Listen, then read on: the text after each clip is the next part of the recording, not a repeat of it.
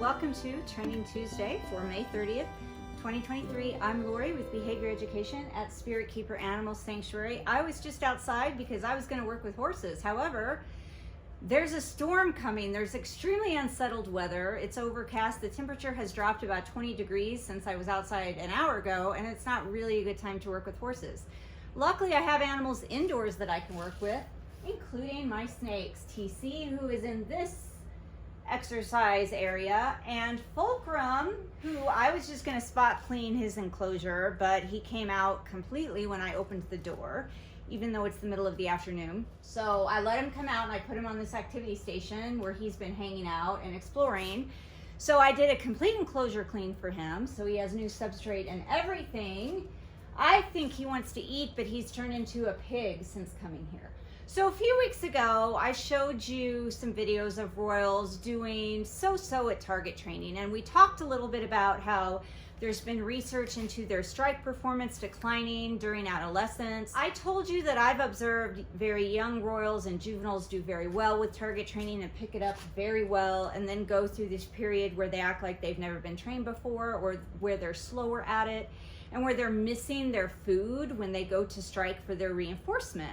So I thought this week I would show you some Royals doing target training sessions and doing them very well, so that you understand that just because they don't perform very well during one session doesn't mean they won't perform well during others, and that their efficiency can improve and decline, and it's not static. They're going to do better some days than others, but I definitely see that as they reach adulthood and settle into their life, that they are more consistent. So let's take a look at some training sessions with Python Regius where they're doing pretty well and they're pretty on target, and they are striking and getting their prey right away, and they're actually being pretty quick at it for this species. It's storming outside, but I'm gonna do this narration anyway. That was Barkley snatching his prey from behind his log. And that target, by the way, was made by Danielle A.A.S. Fine Art. If you're interested in getting one of her targets, let me know. I'll actually put contact information for her in the description. This is Betty. She got a little bit excited seeing me prepare for the session. Very overexuberant. So when we do her second repetition, I change things up a little, and so does she. She's much more cautious this time. And so I'm watching for very subtle movement, whereas the last session she was over exuberant. This session she's being more cautious. So I'm watching for very subtle motion towards the target, and I'm going to make sure that I reinforce early before she has a chance to lose her patience and strike out. She's very cautious this time and does a great job. This is Fulcrum. He also saw me getting everything ready, and he started coming out of his hide. He started getting very excited. I'm always careful when they're this exuberant before I've even started the formal training session. He's looking for the food already. Perhaps he's looking for the target. Now he's already coming up over his substrate barrier, and I absolutely want him to engage directly with that target before I reinforce. But he does it pretty quickly, and then I give him his reinforcer, which was a jumbo mouse. This is Phoenix. Phoenix came out before I was ready. She was partway out of her enclosure onto the activity station, and I just want her to look at that target, and then I'm going to give her reinforcement because she already knew what was going on. So at the first glance at the target, I reinforced her.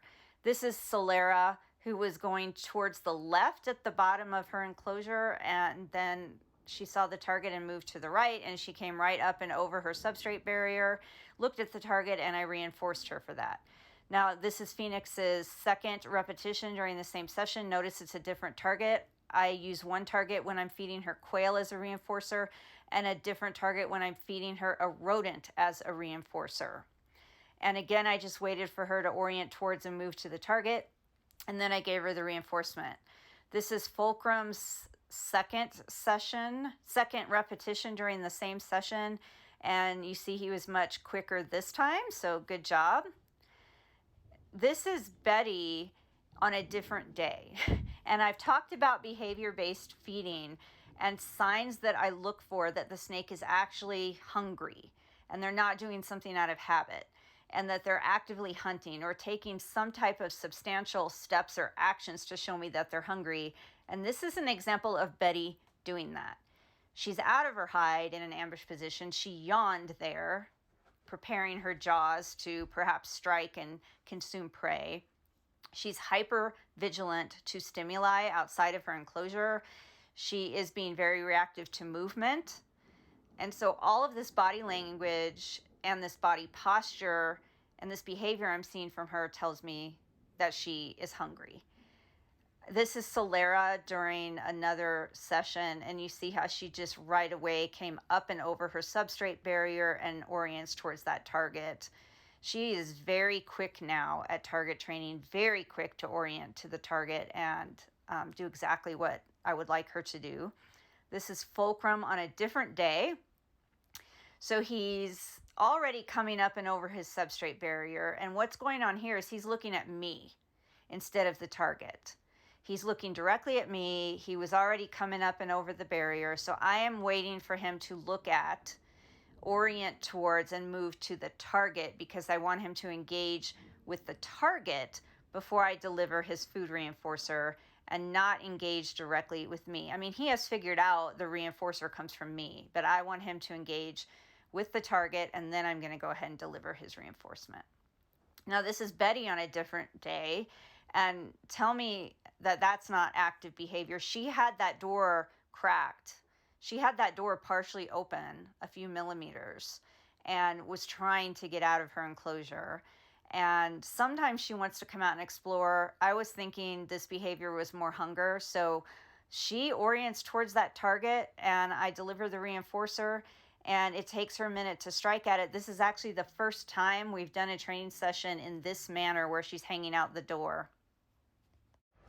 Well, everybody, thank you for watching. I hope you enjoyed that. That was just a few of the over 20 Python Regius that we have here, and many of them are doing quite well with their target training. And I just wanted to give you some examples of how they can evolve their skills, they can adapt, they can learn. And I want to emphasize that Betty is 25 years old and she did not start learning target training until last year. So they can do it at any age, from the very youngest animals from their first feed to older animals whenever they join your family. So until next time, everybody, please remember to always be kind, love your animals, and enjoy the following little video snippets of Fulcrum on the activity station as you finish up the video.